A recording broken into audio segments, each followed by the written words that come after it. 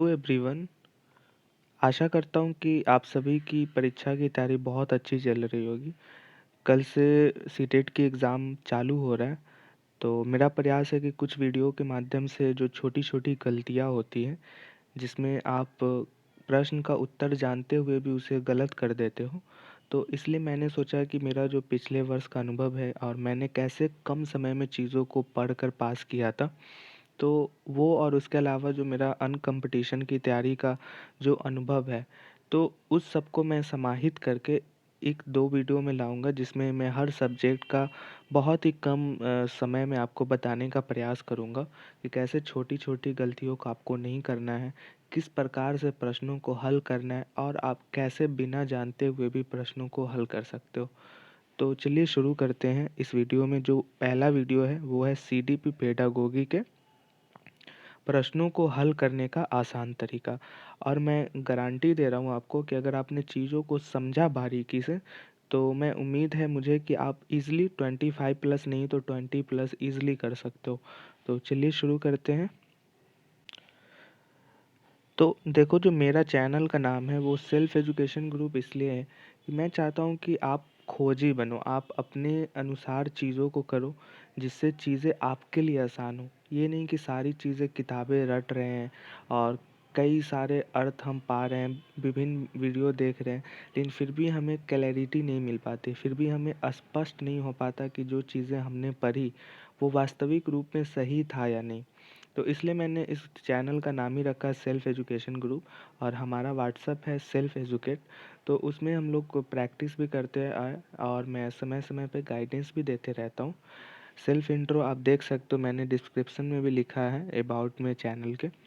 तो ये हमारा इम्पोर्टेंट आज है। तो चलिए शुरू करते हैं, हम लोग देखते हैं क्या क्या पढ़ेंगे।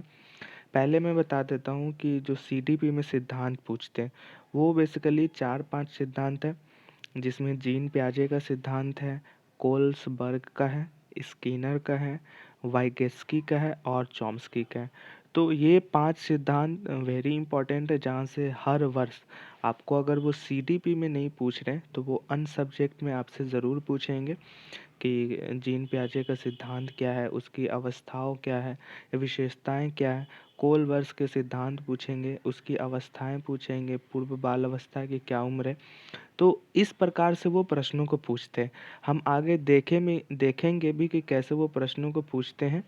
ठीक है।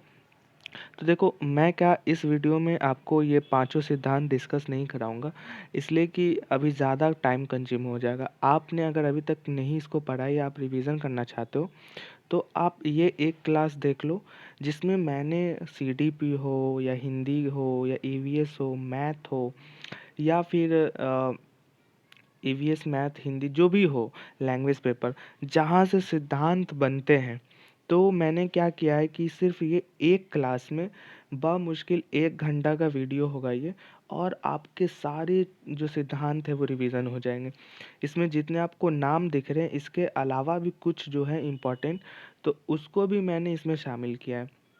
तो मैं आपको सलाह यही दूंगा कि आप सिद्धांत वाली वीडियो देख लें, जिसमें आपको एक क्रमिक वाइज मिल जाएगा और आपको हर सब्जेक्ट के लिए अलग अलग नहीं पढ़ना पड़ेगा। अब मैं अगर इसमें ये पांचों सिद्धांत को डिस्कस करूंगा, तो कहीं ना कहीं समय कंज्यूम होगा, और अभी समय कंज्यूम करने का वक्त भी नहीं है कि आप ज़्यादा समय वीडियोज़ में दो। अभी बस आप छोटी छोटी चीज़ें समझो, और जो चीज़ें आपको दिक्कत आ सकती है, मैं उसको इस वीडियो के माध्यम से क्लियर कर देता हूँ। ठीक है। और बाकी इसको आप क्या करो कि आप इस वीडियो को देख लो, जिसको मैं सब्सक्रिप्शन में इसका लिंक भी दे दूंगा, डिस्क्रिप्शन में, सॉरी। तो आप इसको देख लेना अच्छे से। अब हम लोग बात करते हैं इम्पोर्टेंट सेक्शन। देखो, जहाँ से प्रश्न पूछते हैं, मैंने ये 10 साल क्वेश्चंस और प्लस जो प्रैक्टिस सेट जो बनते हैं एग्ज़ाम के लिए, वो चाहे अरिहंत के हो, पियर्सन के हो, या किसी भी पब्लिकेशन को, दिशा का हो, तो मैंने देखा कि जो महत्वपूर्ण शब्द है जिसके वो प्रश्न पूछते हैं, तो मैंने क्या किया है कि उन सबको छाँट दिया है कि जो जो पूछते हैं।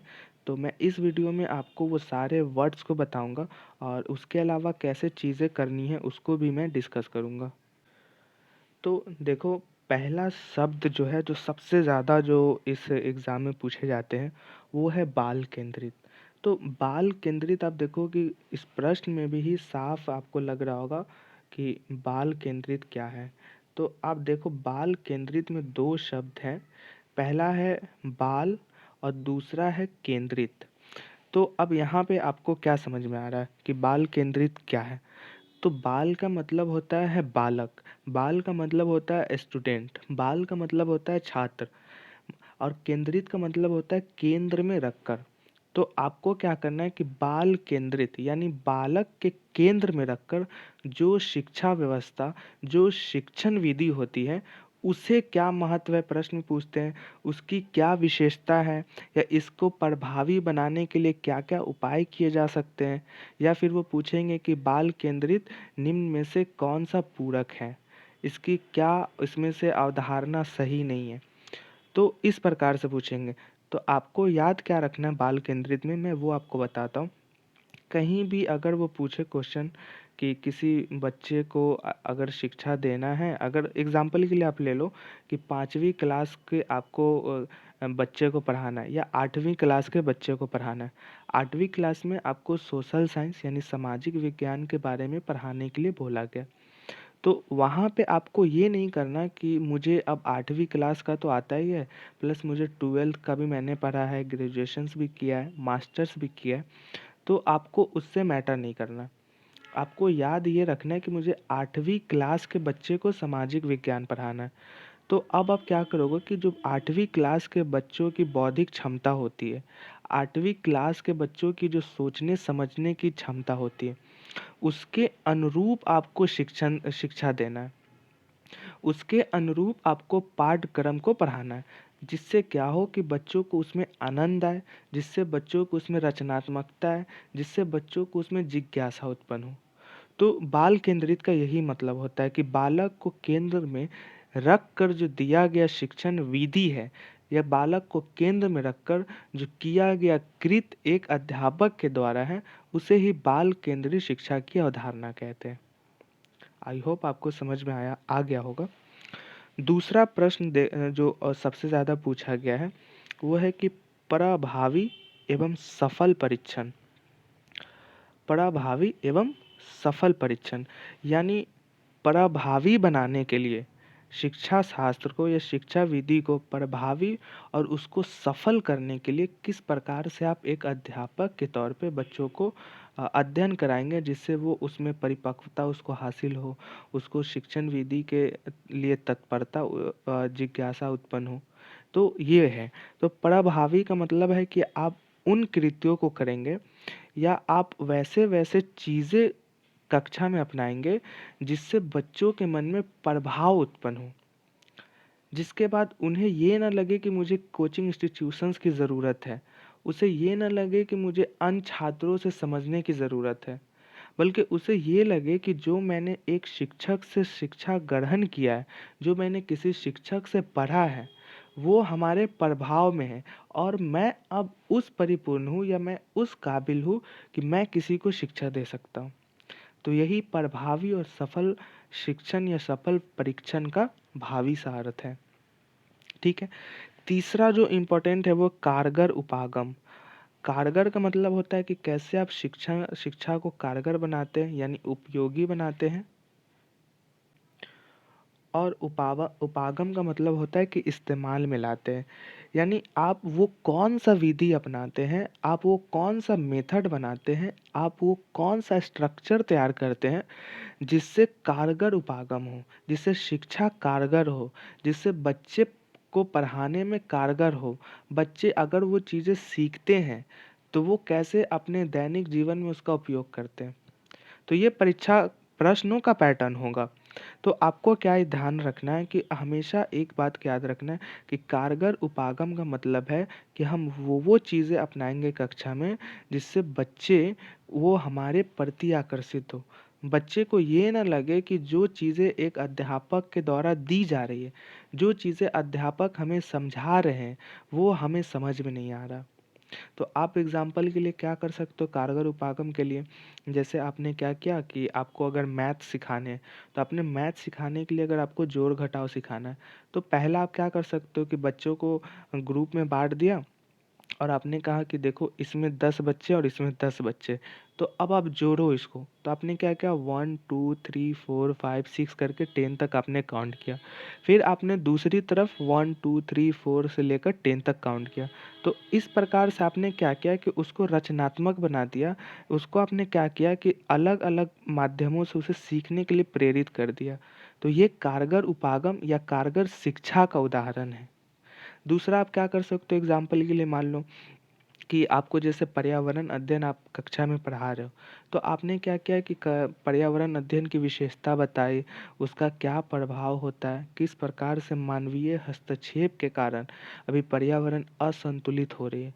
तो इसके लिए आपने क्या किया कि आपने पर्यावरण की शिक्षा को और आसान करने के लिए और उसको कारगर बनाने के लिए आप ले गए किसी बगीचे में या किसी गार्डन में या आसपास के जो वृक्ष हैं, तो वहाँ पे आपने ले गया वहाँ पे और आपने वहाँ पे समझाया कि देखो बच्चों, ये पेड़ों का क्या महत्व है, इन बगीचाओं का शहर में क्या महत्व है, कैसे ये जो प्रदूषण है, जो मोनोऑक्साइड जो सर्जित होते हैं, उसका क्या नुकसान पहुँच सकता है अगर पर्यावरण ना हो। तो ये सब कारगर उपागम के उदाहरण हैं। आई होप आपको चीज़ें समझ में आ रही होगी। मैं एकदम बेसिक से आपको पढ़ा रहा हूँ, जिससे आपको कहीं भी परेशानी उत्पन्न ना हो। ठीक है? अगला देखते हैं, विवेचनात्मक शिक्षण शास्त्र। तो पहला इसमें है विवेचनात्मक और दूसरा है शिक्षा शास्त्र। तो शिक्षा शास्त्र तो बेसिक है कि वही जो शिक्षा दिया जाता है उसे शिक्षा शास्त्र कहते हैं। तो हम समझते हैं यहाँ पे कि विवेचनात्मक क्या होता है। देखो आप वर्ड देखो, विवेचनात्मक यानी विवेचना आत्मक संधि विच्छेद आप करके समझो चीज़ों को तोड़ के। जब हम बचपन में रहते तो हमें ट्रांसलेटर या वर्ड सीखने में क्या कहा जाता है, अगर हमें मैंगो नहीं बोलने आता तो हम कहते हैं मैन गो। तो इस तरीके से हम चीज़ें तोड़ कर पढ़ाते हैं। तो इसमें भी अगर आपको कोई चीज़ें समझ में नहीं आ रही ना, तो आप क्या करो, चीज़ों को तोड़ दो, उसको बिखेर दो, तब आपको सारी चीज़ें स्पष्ट दिखने लगेगी कि वर्ड क्या है। तो यहाँ पे आप कर सकते हो कि पहला क्या है, विवेचना, और दूसरा वर्ड इसमें क्या है, आत्मक, यानी विवेचना आता है कि नहीं। आप ऐसे भी समझ सकते हो, अगर आपको समझने में दिक्कत हो तो आप ये समझ कि विवेचना आता है कि नहीं। ठीक है, तो आप इस प्रकार से भी इसको समझ सकते हो। ठीक, तो देखो विवेचनात्मक होता क्या है। विवेचना का मतलब होता है कि आप अगर किसी चीज़ पे अपना पक्ष रख रहे हो, अपना मत रख रहे हो, तो क्या उसकी जो तार्किकता है वो आपने निगेटिव अप्रोच रखा है या पॉजिटिव। तो विवेचना का मतलब है कि आपने दोनों पक्ष को, आपने पॉजिटिविटी को भी दर्शाया और निगेटिविटी को भी दर्शाया, या आपने पॉजिटिविटी सकारात्मक चीज़ें और नकारात्मक चीज़ें दोनों को आपने समझा। उसके बाद आपने क्या किया कि निष्कर्ष निकाला। एग्जाम्पल के लिए मान लो कि किसी समाज में जैसे पंचायत लगी हुई है, हम सभी गांव पृष्ठभूमि से हैं, तो एक पंचायत लगी हुई है, तो वहाँ पे दो पक्ष के लोग आते हैं। तो आपको क्या, आप एक मुखिया हो या आप गांव के एक सब सदस्य हो, तो आपको बैठाया गया कि आपको इन दोनों पक्षों के बारे में फैसला देना है। तो वहाँ पे क्या हुआ कि दो पक्ष बैठे हैं, आपने दोनों पक्षों की बातों को सुना, दोनों ने अपने अनुसार चीज़ें बताई कि मेरी साथ इसने ये गलती की और मेरे साथ इसने ये गलतियाँ की।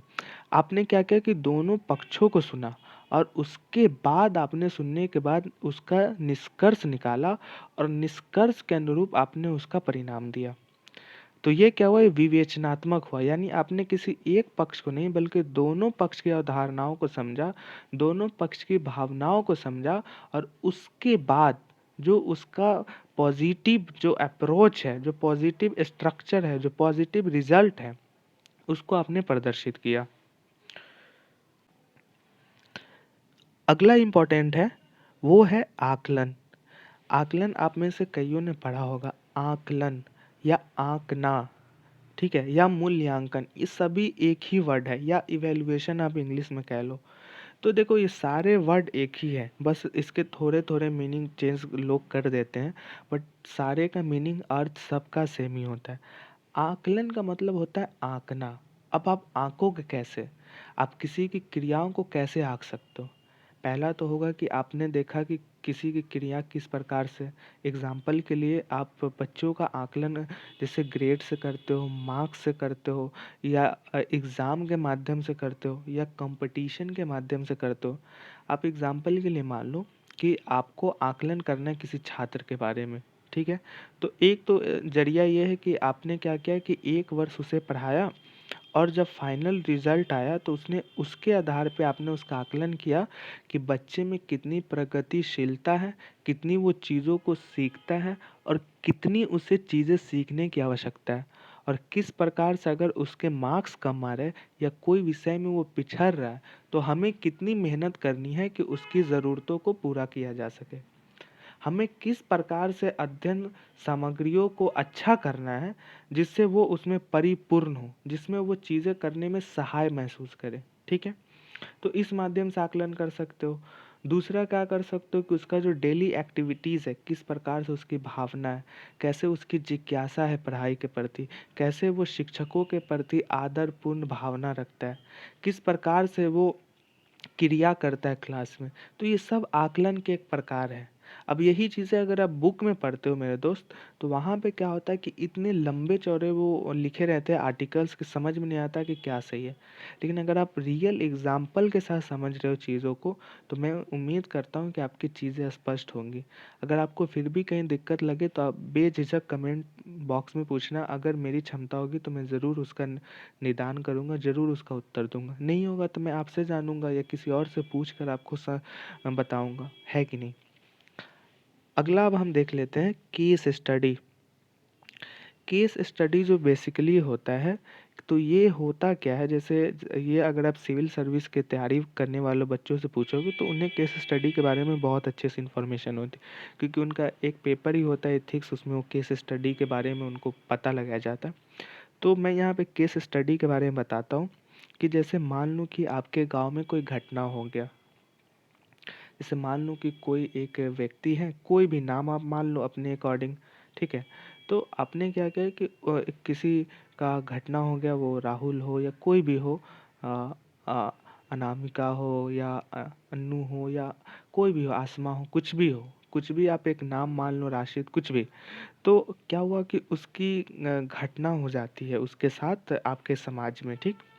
तो वहाँ पे घटना होने के बाद तो किसी को पता नहीं कि वो घटना हुई कैसे, लेकिन अनहोनी या अचानक से उसके साथ वो घटना हो गई।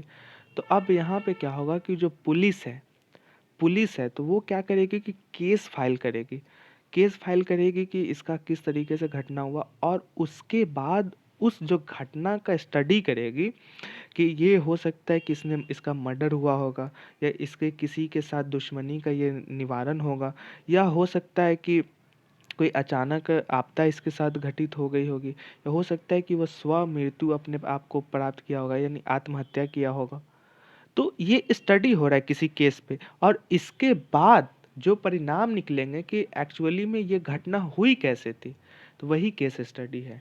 ठीक है, यानी आपने किसी घटना को जिस तरीके से स्टडी किया और उसके बाद आपने परिणाम निकाले, तो वही केस स्टडी का अवधारणा कहलाता है। अब इसको डिटेल में समझाने के लिए बहुत लंबा समय लगेगा, लेकिन अपने बेसिक एग्जाम्पल से समझा कि कैसे चीज़ें होती है।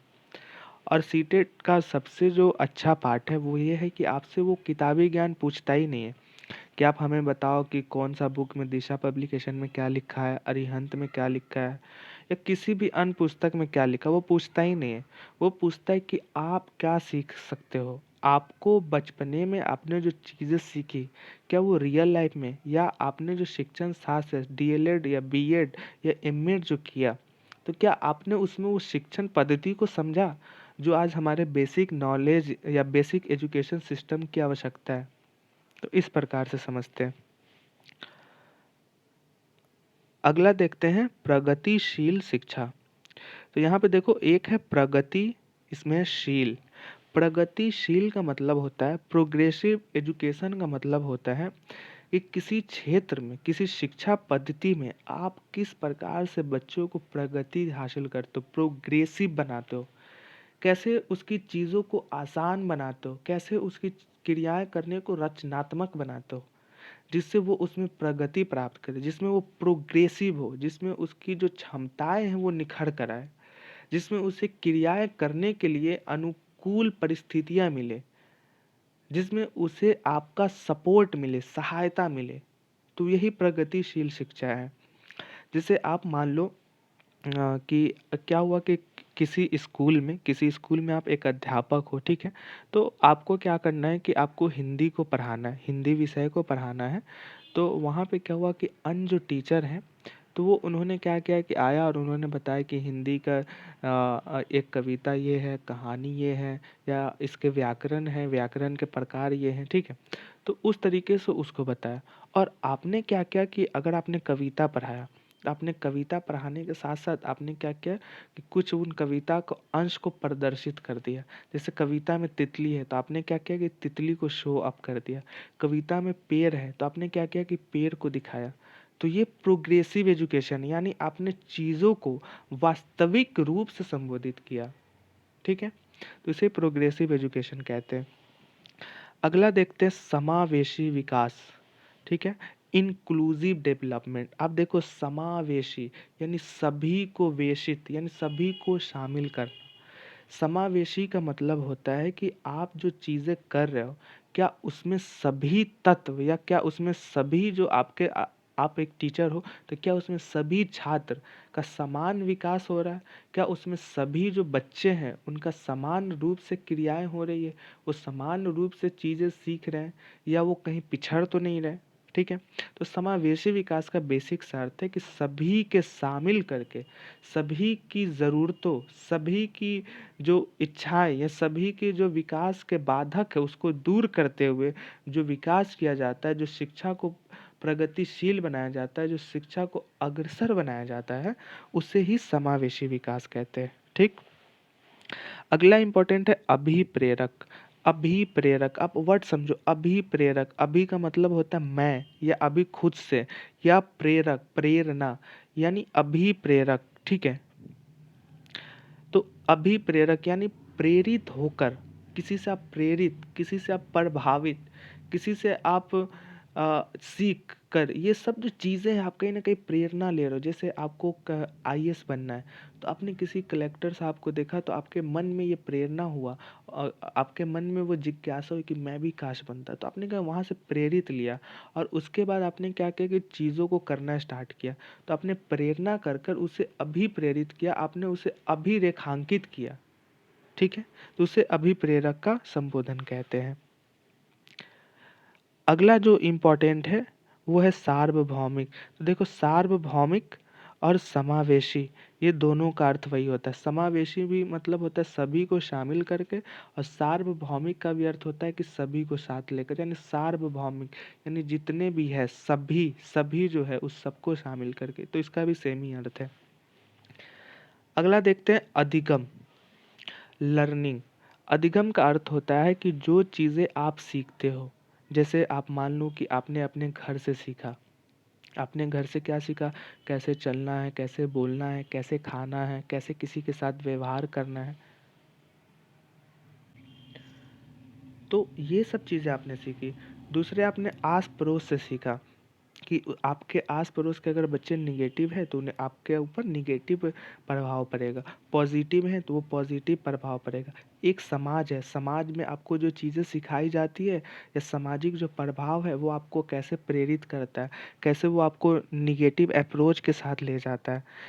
या पीयर ग्रुप्स यानी दोस्त का समूह जो होता है वो किस प्रकार का है, स्कूल का वातावरण क्या है। तो ये सभी अधिगम के प्रकार हैं, ये सभी अधिगम है, सभी लर्निंग है, जहाँ से आप चीज़ें सीखते हो। यानी आप कहीं बंधे नहीं हुए हो, आप जहाँ जा रहे हो वहाँ से कुछ न कुछ प्राप्त कर रहे हो, तो वो अधिगम का अंश है। ठीक है? अगला देख लेते हैं, वो है अवचेतन मन का अध्ययन। इससे प्रश्न पूछते नहीं हैं बट कभी-कभी इससे भी प्रश्न आ जाते हैं। तो अवचेतन मन अभी तक 10 साल में 2-3 बार ही पूछा है।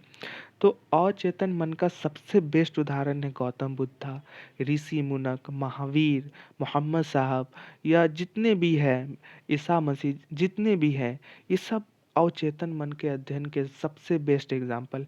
अवचेतन मन यानी अपने मन में चेतना प्राप्त कर लेना, अपने मन में वो सारी चीज़ें अर्जित कर लेना जो एक सामान्य मनुष्य के काबिल नहीं। यानी चिंतन मनन के माध्यम से अपने मन पे काबू कर लेना, अपने मन की जिज्ञासाओं को अभिप्रेरित कर लेना, यही अवचेतन मन का अध्ययन होता है। ठीक है, आई होप कि आपको चीज़ें मेरी समझ में आ रही होगी, मैं उम्मीद करता हूँ। बाकी मेरा प्रयास है कि मैं अपना 100% दूँ। मैं वो सारी चीज़ें इसमें बता रहा हूँ जो मुझे आता है थोड़ा बहुत, ठीक है। और अदरवाइज़ अगर आपको कहीं भी मेरी बातें गलत लग रही है या हो सकता है कि फ़्लो में मुझसे कुछ गलत बोला जा रहा हो, तो आप प्लीज़ मुझे कमेंट में मेंशन कर दें, मैं उसको सुधार करूँगा। अगला देख लेते हैं सृजनात्मकता। अब देखो सृजन, आपने सुना है कि सृजन, ठीक है, या आपने सुना होगा कि क्या बोलते हैं उसको, सिंचाई, या आपने गांव में भी सुना होगा कि कुछ सृजित कर लेते, ठीक है। तो सृजनात्मकता यानी सृजन आत्मकता, सृजन आता, ठीक है। अब देखो आत्मकता का मतलब होता है आना, और सृजन का मतलब होता है कुछ सृजन करना, यानी कुछ आविष्कार करना, यानी कुछ खोज करना, यानी कुछ फाउंड करना, यानी कुछ फॉर्म करना, ठीक है। तो इस प्रकार से आप समझो सृजन या आविष्कार। जैसे आपने क्या किया कि आपके गांव में समस्या है बिजली की, तो आपने क्या किया कि बिजली की समस्या के लिए आपने, हो सकता है कि आपने हाइड्रो वाटर के माध्यम से जो अभी फॉर्म है उसको आपने किया, या हो सकता है कि आपने जो विंड सिस्टम है, जो हवा चक्की जो होती है जिसे हम लोग कहते हैं, तो उसके माध्यम से आपने बिजली को लाया, या हो सकता है आपने किसी दूर दराज के ट्रांसफार्मर से कनेक्टिविटी प्राप्त की, या गोबर गैस के माध्यम से आपने बिजली उपलब्ध करवाई या जनरेटर। तो यह क्या हुआ कि आपने एक सृजन किया, आपने एक खोज किया, या आपने एक प्रयास किया जिससे चीज़ें आसान हुई। जैसे बल्ब का आविष्कार, ये क्या हुआ कि अल्फा एडिशन के द्वारा एक सृजन किया हुआ चीज़ है, ठीक है। अगला इम्पोर्टेंट देख लेते हैं हम लोग, विकास का मुख्य कारक। अब देखो डेवलपमेंट का जो मेन कॉज है वो पूछ रहा है, तो विकास का मुख्य कारक क्या हो सकता है। विकास कई प्रकार के हो सकते हैं। एक तो विकास हो सकता है सामाजिक विकास, एक हो सकता है प्रगतिशील विकास, एक हो सकता है सार्वभौमिक विकास। तो विकास के घटक अलग अलग हैं। तो विकास का मुख्य कारक हो सकता है कि आपने जो बचपने में, बाल अवस्था में या शिशु अवस्था में जो चीज़ें सीखी, तो वो क्या होता है कि वो आगे चलकर आपको विकास को प्रभावित करता है। आपने किस प्रकार से प्रारंभिक अवस्था में चीज़ों को सीखा, कैसे आपने किशोरा अवस्था में अपने जो मन है या जो अपनी क्रियाओं पे काबू कर अपने जीवन की सींचा, तो ये क्या हो रहा है कि ये सब विकास को कहीं ना कहीं प्रभावित कर रहे हैं। आपकी जो घटनाएं हैं वो कहीं ना कहीं रिपीटेड हो रही है, ठीक है। तो वो विकास का मुख्य कारक है। ये अलग अलग है, कोई सतत चलता है, कोई व्यापक चलता है। आपने देखा होगा सतत विकास, व्यापक मूल्यांकन, तो इस तरीके से चीज़ें होती है। तो ये सब कहीं ना कहीं एक जगह समाहित होकर जो घटक बनते हैं, तो वही विकास होता है, मेन वही होता है। अगला देखते हैं नीमोनिक्स। देखो नीमोनिक्स का जो बेसिक्स अर्थ है वो ये है कि आप कैसे चीज़ों को याद करो। जैसे आपने सुना होगा नीमोनिक्स, जैसे आपको पता नहीं है कि एड्रियाटिक सागर के आसपास कितने कंट्रीज़ है, तो आपने क्या किया, एक शॉर्ट फॉर्म बना लिया और आपने सारे वर्ड को याद कर लिया, निमोनिक्स कर लिया, यानी आपने शॉर्ट फॉर्म बना के चीज़ों को आसान कर लिया। बेसिक सार समझो आप, आसान। जैसे आपको बिहार का मैप नहीं याद है, तो आपने क्या किया कि चीज़ों को डिस्ट्रीब्यूट कर दिया कि पहले मैं ऊपर में वेस्ट टू ईस्ट याद करूँगा, फिर ऊपर में वेस्ट से लेकर साउथ में जाऊँगा, फिर मैं वेस्ट से लेकर ईस्ट में जाऊँगा, फिर ईस्ट से लेकर नॉर्थ में जाऊँगा। तो इस तरीके से आपने क्या किया कि चीज़ों को तोड़कर आसान बना दिया। तो वो निमोनिक्स का एक अर्थ है। अगला देखते हैं स्व आकलन। स्व आकलन यानी सेल्फ, सेल्फ आप कैसे आकलन करते हो। तो स्व आकलन का प्रथम बात जो होता है कि आपने क्या किया कि किसी आंसर राइटिंग को लिखा, ठीक है। तो आंसर राइटिंग लिखने के बाद पहले तो आप कर सकते हो कि आप कॉपी को अपने अध्यापक से चेक करवा सकते हो या अपने सीनियर से। और दूसरा जो मेथड है वो क्या है कि आपने खुद से उसका आकलन किया कि मैंने कौन कौन सी त्रुटि इस उत्तर में लिखी है, मुझसे कौन कौन सी गलतियाँ हुई, या कौन कौन सी चीज़ें जोड़ सकता हूँ जिससे मेरा उत्तर और ज़्यादा अच्छा हो। तो यह स्व आकलन है। आगे देखते हैं। अगला है सामवेगिक विकास। यानी इमोटिव डेवलपमेंट या इमोशनल डेवलपमेंट भी आप कह लो, संवेग। तो समवेगिक विकास का मतलब है कि आपके मन में किसी के प्रति किस प्रकार से संवेदना है, आप किस प्रकार से इमोटिव हो, इमोशनल हो। जैसे किसी की मृत्यु होती है आपके समाज में, तो आपके मन में करुणा की भाव है या नहीं, आपके मन में दुख है कि नहीं, आपके मन में चिंता है कि नहीं। तो ये क्या हो रहा है, ये आपको संवेग को प्रतीत कर रहा है। अगर आप किसी को, आपके दोस्त या आपके पीयर ग्रुप्स में किसी का किसी एग्ज़ाम में सिलेक्शन हुआ, तो क्या आप में खुशी है कि नहीं, क्या आप उसके जीत में साथ है कि नहीं। तो ये सब संवेग को आपको प्रदर्शित कर रहा है। ठीक है। अगला है रचनात्मक शिक्षण। देखो, रचनात्मक शिक्षण भी प्रगतिशील सीन का ही अर्थ है। यानी जितना आप रचनात्मक चीज़ों को बनाते हो, तो वो कहीं ना कहीं बच्चों को सीखने में आसानी होती है। तो ये प्रोग्रेसिव एजुकेशन का ही दूसरा फॉर्म है। ठीक। अगला देखते हैं दिव्यांग बालक की समस्या। अब देखो, दिव्यांग बालक की समस्या का अर्थ है कि कोई हो सकता है कि कान से कम सुनता हो, किसी की आँख से कम दिखाई देता हो, या आप मान लो कोई चल नहीं सकता हो। तो इसके लिए क्या कर सकते हो? तो इसके लिए जैसे किसी को कान से दिख दिख नहीं रहा है, भले सॉरी कान से वो सुन नहीं पा रहा, तो आपने क्या किया कि या तो आप कान का आजकल माइक्रोफोन चला है, तो उसके माध्यम से उसे सीखने के लिए प्रोत्साहित किया, या दूसरा आपने क्या किया कि टीवी के माध्यम से उसको विजुअलाइज चीज़ें कर दी। तो ये क्या हुआ कि वो तो कान से सुन नहीं सकता, बट आँखों के माध्यम से आपने उसको सीखने की जो चीज़ें हैं या इच्छाएं हैं, उसको आपने आसान कर दिया। ठीक है। तो ये हो गया। अगला है आत्मनिर्भर शिक्षा। आत्मनिर्भर आपने अभी सुना भी है, हमारे प्रधानमंत्री श्री नरेंद्र मोदी जी ने भी कहा है कि आत्मनिर्भर भारत। तो तो आत्मनिर्भर का मतलब है कि आप किसी क्षेत्र में अपने ऊपर निर्भरता रखते हैं। यानी आपको किसी की सहायता तभी आवश्यक है जब वो मुश्किल है। जैसे अगर हमें ज़रूरत है कि हमें मैथ सीखना है, हमें ज़रूरत है कि रीजनिंग सीखनी है, हमें ज़रूरत है कि सीटेट पास करना है, तो अब हमें आत्मनिर्भर बनना है, या हमें उन चीज़ों को कलेक्ट करना है या उन चीज़ों को पढ़ना है जिससे हमें चीज़ें आसान लगे, हम अपने हिसाब से चीज़ों को फॉर्म करें। तो ये आत्मनिर्भर की परिभाषा है। ठीक है। अगला देखते हैं। अगला है प्रतिभावान विद्यार्थी। यानी जो प्रतिभा का धनी है, जिसके पास प्रतिभा की कमी नहीं। तो इसमें क्या पूछता है कि प्रतिभावान विद्यार्थी की विशेषता क्या है, उसके लिए आप विशेष प्रकार से कैसे क्लास में चीज़ें कर सकते हैं।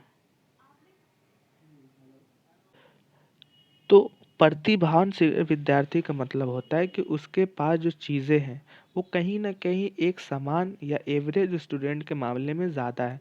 उसके सीखने की जो तत्परता है वो तेज़ है। उसके जो सीखने की दर है, वो कहीं न कहीं अन्य बच्चों से अधिक है। ठीक है? अगला है मंद बुद्धि या विशेष आवश्यकता वाले बच्चे। अब देखो, प्रश्न में यहाँ से क्या पूछेंगे कि मंद बुद्धि या विशेष आवश्यकता वाले बच्चों के लिए एक अध्यापक के तौर पे आप कैसे कक्षा में अच्छा वातावरण करेंगे, या किस प्रकार से उसकी सहायता करेंगे जिससे वो अन्य बालकों के साथ एक समायोजन बैठा सके, एक क्रिया क्रमिक रूप में वो भी कर सके। तो इसके लिए क्या होगा कि अगर वो मंद बुद्धि है या विशेष आवश्यकता वाला बच्चे है, तो आप उसके लिए क्या करेंगे कि हो सकता है कि आप वो क्रियाएं करेंगे जिससे वो भी एक समान बच्चे की तरह आ जाए। जैसे एग्जाम्पल के लिए आप मान लो कि किसी को मैथ सीखने में समय लगता है, तो आप क्या करेंगे कि मैथ सिखाने के लिए उसके समक्ष कुछ चित्र प्रस्तुत करेंगे, या आप क्या करेंगे कि गोटियाँ लेकर उसे कहेंगे, बच्चा ये देखो, ये दो गोटी है, ये दो गोटी है, तो इसे मिलाने पे 2 + 2 4 होता है। तो ये क्या हुआ कि आपने एक विशेष उपाय किया। ठीक है। ये विशेष आवश्यकता वाला बच्चा, किसी को कोई चीज़ें समझने में देर लगती है, तो आप उसे क्या करोगे कि उसके साथ सहयोगात्मक चीज़ें करोगे, आप उसके साथ सहयोग करोगे, आप उसके विचारों के साथ सामंजस्य बैठाओगे, जिससे उसको चीज़ें आसान लगे। ठीक है। अगला इम्पोर्टेंट है समाजीकरण। देखो, समाजीकरण का अर्थ है कि समाज का जो प्रभाव पड़ता है, एक समाज को बनाने में जो क्रियाएं लगती है, जो आप समाज के लोगों के द्वारा जो चीज़ें की जाती है, जो कृत्य उनके द्वारा प्रदर्शित होता है, वो किस प्रकार से एक आने वाली पीढ़ी पे प्रभाव पड़ता है। तो आपको पता है कि अगर एक सहज समाज में सकारात्मक चीज़ें होगी तो वो एक समाज सकारात्मक भविष्य की ओर अग्रसर होगा। अदरवाइज़ अगर उसमें नेगेटिव भावनाएँ हैं, उसमें सहिष्णुता नहीं है, उसमें रूढ़िवादिता है, तो कहीं न कहीं समाज अपने आप में पिछड़ापन होगा। इसलिए कहा जाता है कि आप समाज को एजुकेटिव बनाएं, समाज को प्रोग्रेसिव बनाएं, समाज को लचीला बनाएं, जिससे चीज़ें आसान हो। ये नहीं कि आप समाज को तटस्थ बना देते, ये नहीं कि समाज को आप हार्ड बना देते, ये नहीं कि आप समाज को एजुकेशन से रोक रहे हैं। तो ये क्या होगा कि आप में रूढ़िवादिता का विकास करेगा और आप कहीं ना कहीं एक आधुनिक युग में पिछड़ जाएंगे। तो इसका प्रभाव क्या होगा? अगर निगेटिव अप्रोच होगा तो निगेटिव, पॉजिटिव होगा तो पॉजिटिव। ठीक है। तो इतना ही वर्ड है जो सीटेट के एग्ज़ाम में पूछते हैं। आगे देखते हैं हम लोग कैसे क्वेश्चंस वगैरह। मैं एक और आपसे कहूँगा कि अगर आपके पास समय है तो आप इस वीडियो को ज़रूर देखें। इस वीडियो में लगभग पाँचों सब्जेक्ट और पाँचों सब्जेक्ट में जितने भी कीवर्ड मेंशन हैं, चाहे वो सीडीपी हो, ईवीएस हो, मैथ हो, लैंग्वेज पेपर हो, वो सारे इसमें शामिल मैंने किए हैं। और ये जो वर्ड जो आपको दिख रहे हैं, इसमें इतने वर्ड तो हैं ही, इसके अलावा जो भी इम्पोर्टेंट है लगभग 50 के आसपास, वो सारे मैंने करवाए हैं मात्र 50 से 40 या 50 मिनट के अंतर्गत। और मैं उम्मीद करता हूँ और मैं ये आपको वादा दिला रहा हूँ कि आप कहीं न कहीं इन वर्ड को अगर आपने समझ लिया, अभी जो मैंने समझा इसको आपने समझ लिया और साथ में इस वीडियो को देखकर आपने चीज़ों को स्पष्ट कर लिया, तो आपके रिज़ल्ट कहीं नहीं रुकेंगे। मेरा अनुभव इसी आधार पे और मैं इसलिए इन वीडियोज़ को लाया हूँ जो चीज़ें आपको आसान कर दे। ठीक है? तो अब हम देखते हैं क्वेश्चन। ठीक है? पहला है कि अभिप्रेरणा का वर्गीकरण होता है। तो आपने अभी देखा अभिप्रेरणा, पहला है स्वाभाविक और कृत्रिम। स्वाभाविक का मतलब जो स्वयं के द्वारा जो भावना होता है, और कृत्रिम का मतलब आर्टिफिशियल जो नकली। या दूसरा है कम महत्वपूर्ण तथा अधिक महत्वपूर्ण। तीसरा है जन्मजात तथा अर्जित। और चौथा है प्रलोभन तथा अभिप्रेरणा। तो अभिप्रेरणा क्या होगा कि या तो वो नहीं, कम महत्वपूर्ण अभिप्रेरणा है तथा देखो अर्जित किया जाता है। अभिप्रेरणा जो है एक सेकेंड। तो प्रश्न में क्या पूछ रहा है कि अभिप्रेरणा का वर्गीकरण होता है। तो अभी हमने देखा कि अभिप्रेरणा जो है वो हम सीखते हैं, दूसरों से प्रेरित होते हैं। तो दूसरों से प्रेरित देखो, कृत्रिम तो आर्टिफिशियल होगा नहीं। कम महत्वपूर्ण अधिक महत्वपूर्ण मतलब नहीं रखता। तीसरा है जन्मजात या अर्जित करना। तो इसलिए उसका उत्तर हो जाएगा जन्मजात या अर्जित करना। ठीक है। अगला प्रश्न आप देखो कि एक प्रगतिशील कक्षा की भिन्न निम्न में से कौन सी विशेषता है? अभी आपने देखा कि प्रोग्रेसिव एजुकेशन, प्रोग्रेसिव क्लास क्या है। ठीक है। तो पहला देखते हैं ड्रिल और अभ्यास पर जोर देना। दूसरा है योग्यता पर आधारित अस्थायी अलगाव। तीसरा है सहयोगिता पूर्ण अधिगम। या चौथा पुरस्कार और दंड का प्रयोग। तभी आपने देखा कि एक जो प्रोग्रेसिव क्लास है वो क्या होता है कि एक सहयोग का बल होता है, एक कहीं न कहीं रचनात्मकता का पे बल होता है, कहीं न कहीं चीज़ें आसान बनाने पे बल होता है। ठीक है? तो इसका उत्तर हो जाएगा सहयोगिता पूर्ण अधिगम पे बल। अगला प्रश्न है डैश यह विचारधारा है कि सभी बच्चों को एक नियमित विद्यालय व्यवस्था में समान शिक्षा प्राप्त करने का अधिकार हो। तो आप देखो यहाँ पे समान शिक्षा की बात आ रही है। तो समान अभी हमने किया कि समान शिक्षा यानी सभी को शिक्षा। तो आप देखोगे क्या है, विशेष शिक्षा। दूसरा है बहुल सांस्कृतिक शिक्षा। तीसरा है मुख्य धारा शिक्षा। या चौथा समावेशी। तो अभी हमने देखा कि समावेशी शिक्षा है वो समान शिक्षा, सभी की शिक्षा पे बल देता है। ठीक है। अगला देखो क्वेश्चन, बच्चे प्रभावी रूप से सीखते हैं, वो कब प्रभावी रूप से सीखते हैं?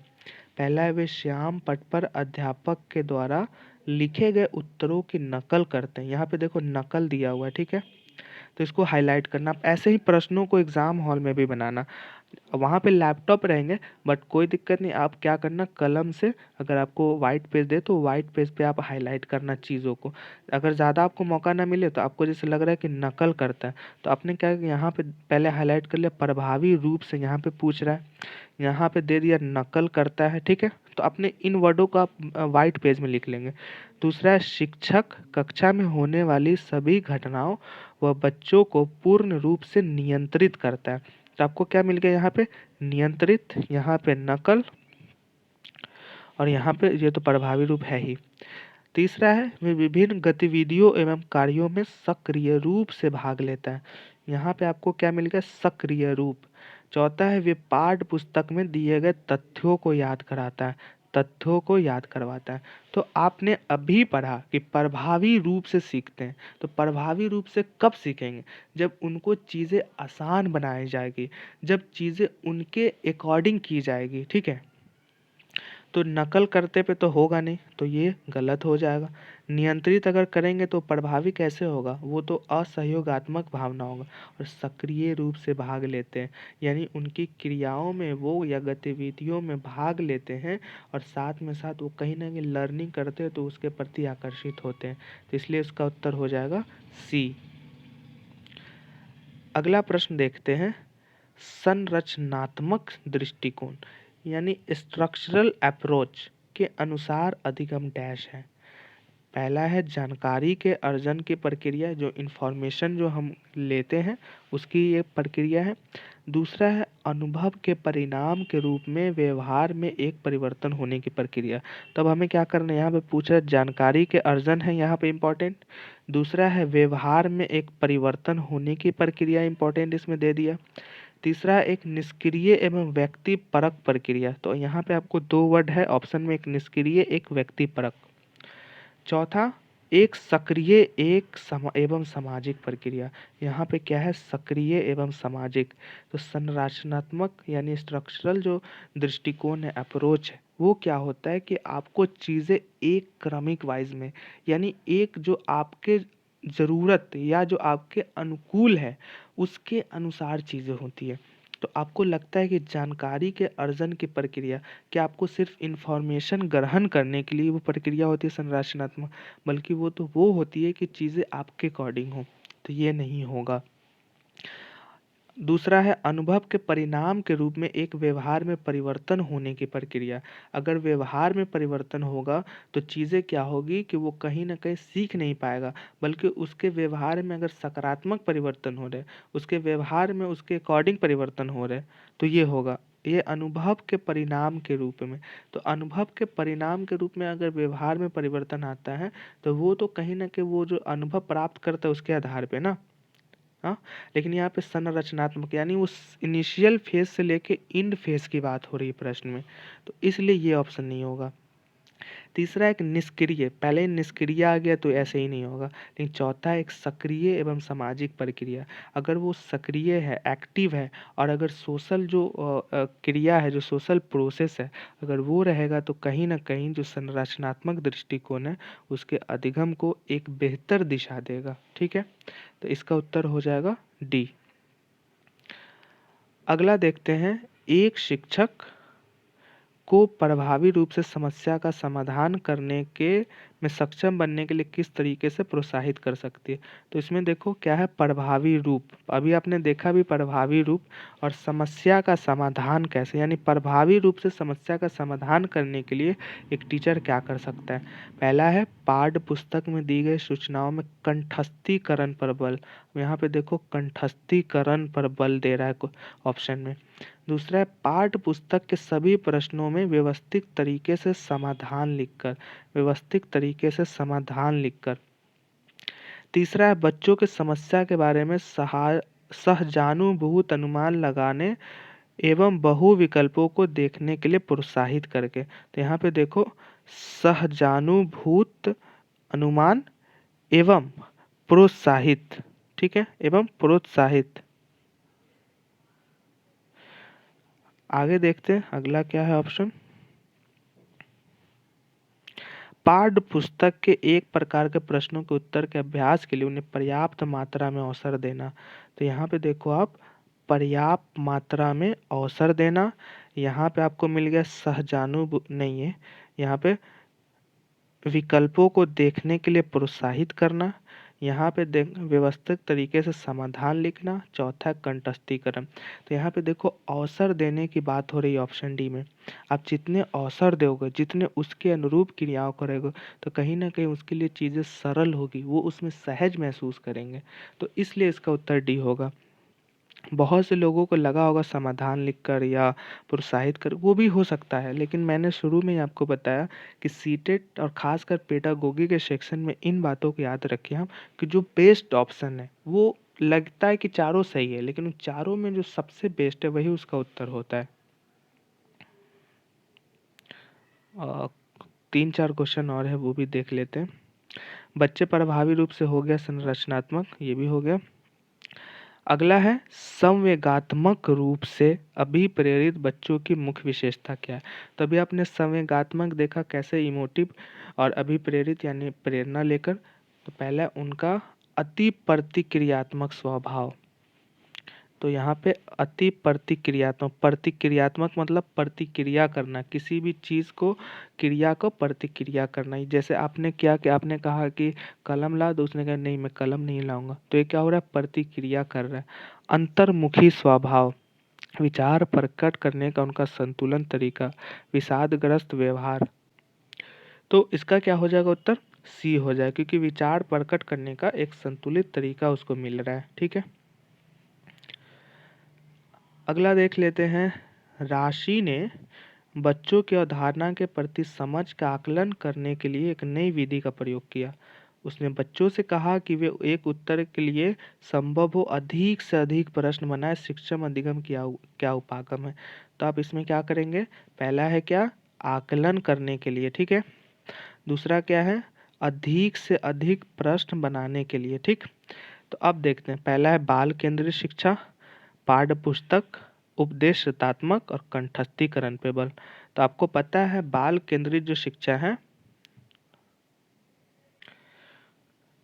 ठीक है, तो बाल केंद्रित शिक्षा का मतलब होता है कि बालक को केंद्र में रखकर जो शिक्षा पद्धति अपनाया जाता है, ठीक है, उसकी बात होती है। और है पाठ्य पुस्तक का मतलब होता है कि पाठ्य पुस्तक जो सिलेबस है, जो बुक के मटेरियल उसके अकॉर्डिंग, और उपदेशात्मक यानी उपदेश देकर, जो अपनी इच्छा है, जो अपनी भावना है उसको प्रदर्शित कर कर। और चौथा है कंठस्थीकरण पे। तो आप देख रहे हो कि इसमें साफ साफ लिखा हुआ है कि जो राशि नाम की जो टीचर है, तो वो क्या करे, आकलन के लिए ज़्यादा से ज़्यादा दे रही, यानी कि बच्चा को केंद्र में रखकर उसे अपनी जिज्ञासा अनुसार उसे चीज़ें करने की वो आज़ादी दे रही। तो इसलिए इसका उत्तर हो जाएगा बाल केंद्रित शिक्षा। अगला क्वेश्चन है, एक समावेशी कक्षा में सहयोगात्मक प्रणाली और सहयोजक अधिगम को क्या कहते हैं। तो पहला इसमें पूछ रहा है समावेशी कक्षा, और दूसरा सहयोगात्मक यानी सहयोग करके, और सहयोजक मतलब कि योजना में सहयोग करना, ठीक है। दूसरा है हतोत्साहित, अगर हतोत्साहित यहाँ पे सक्रियता में प्रोत्साहित करना, रूढ़िबद्ध धारणाओं का निर्माण और प्रतिफलों को कम करना। तो देखो हतोत्साहित करेंगे तो समावेशी या सहयोगात्मक नहीं, प्रोत्साहित करना, तो ये सही उत्तर हो जाएगा। लेकिन फिर भी मैं सलाह दूंगा कि आप बाकी भी ऑप्शन पढ़ें, जिससे आपको चीज़ें ये ना हो कि हड़बड़ाहट में गलती हो जाए। रूढ़िबद्ध धारणा, रूढ़िबद्ध अगर होगा तो वो चीज़ें सीख नहीं पाएगा, कम करके नहीं हो सकता, तो इसलिए इसका उत्तर हो जाएगा बी।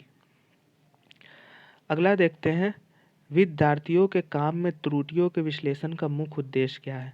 जैसे अगर कोई बच्चा है तो वो त्रुटि करता है, तो उसका विश्लेषण करने का मुख्य उद्देश्य क्या है। तो इसमें प्रश्न में क्या पूछ रहा है कि त्रुटियों के यानी गलतियों के विश्लेषण का मुख्य उद्देश्य क्या है। पहला है ऑप्शन, विद्यार्थियों को श्रेणीबद्ध करना और योग्यता आधारित समूहों में पृथक्करण करना, बच्चों की सोच चिंतन को समझना, विद्यार्थियों को किसी भी तरह की गलती करने के लिए फटकारना, या विद्यालय में अध्यापकों की क्षमता तुलना। तो विश्लेषण करने का जो मुख्य लक्ष्य है वो ये है कि पता लगाया जाता है कि बच्चे कितने प्रोग्रेसिव हुए, बच्चों ने कितनी चीज़ों को सीखा, ठीक है। तो ऑप्शन बी आप देखो कि चिंतन को समझना, इससे क्या होगा कि बच्चे के चिंतन को अगर वो समझते हैं अध्यापक, तो कहीं ना कहीं वो क्या करेंगे कि आगे उनके ज़रूरत के अनुरूप चीज़ें करने का वो प्रयास करेंगे। ठीक है? तो इसका उत्तर हो जाएगा बी। अगला प्रश्न है और अंतिम प्रश्न है कि अधिगम किसके द्वारा प्रभावित होता है? आपने भी देखा लर्निंग, लर्निंग यानी जो भी चीज़ें हैं और जहाँ भी उसे कुछ प्राप्त होता है वो सब अधिगम का पार्ट है। मनोवैज्ञानिक कारकों से, सामाजिक सांस्कृतिक, विद्यालय, अध्यापक अभी हमने देखा, तो ये सारे सही अभी हमने डिस्कस भी किया पहले। तो इसका क्या उत्तर हो जाएगा? ऑप्शन में 1 2 1 2 1 2 3 1 2 3 4, इसका उत्तर डी हो जाएगा। अंत में मैं कहूँगा कि अगर आपने अभी तक सारी चीज़ें पढ़ी हैं, लेकिन आपने अभी तक कोई चीज़ें रिवीजन नहीं की हैं, तो आप इस कक्षा को, जिसमें एक ही कक्षा में सभी अवस्था है, आप इसे अवश्य देखें। मैं गारंटी कह रहा हूँ कि आपकी जो भी कन्फ्यूज़न है, अगर आपने पियाजे को नहीं पढ़ा, कोल्स बर्ग को नहीं पढ़ा, किसी को नहीं भी पढ़ा ना, लेकिन आपने इस अवस्थाओं को पढ़ लिया, फिर भी सिर्फ इस अवस्थाओं के माध्यम से उस सारे सिद्धांतवादियों के प्रश्न को उत्तर दे पाएंगे।